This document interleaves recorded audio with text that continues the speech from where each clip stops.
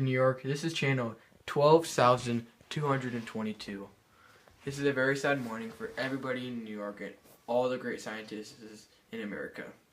We got a call in from our friends that Edward Tatum died at the age of 65 from heart failure.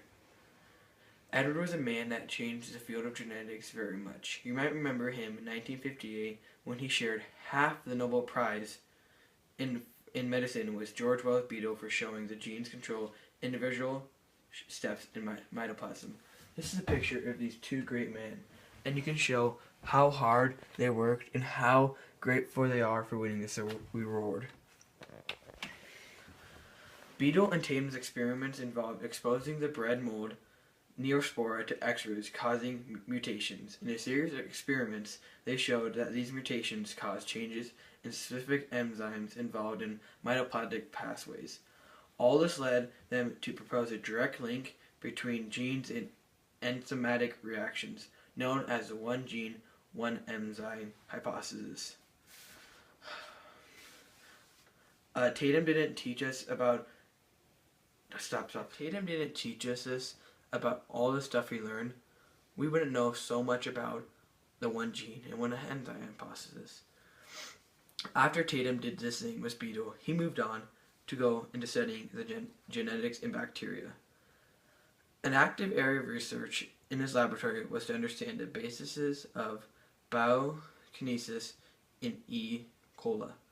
Later, Tatum and his student Joshua Lederberg showed that E.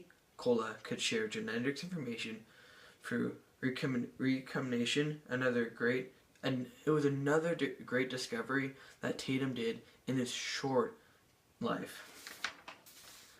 When Tatum was growing up, he attended the College of Chicago and received his PhD in biochemistry from the University of Wisconsin-Madison. He moved to work at Stanford in 1937, where he began his collaboration with Beadle.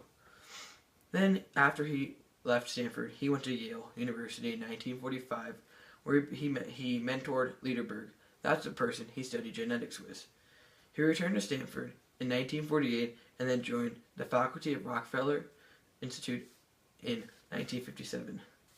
Tatum was a heavy smoker. He died from heart failure complicated by chronic enzyme. You would never think of such a smart man like Edward Tatum would smoke, and he knows it's bad, but he's such a great scientist, and you would think somebody that smart would never smoke. This is Alex Taylor signing off of channel 1282.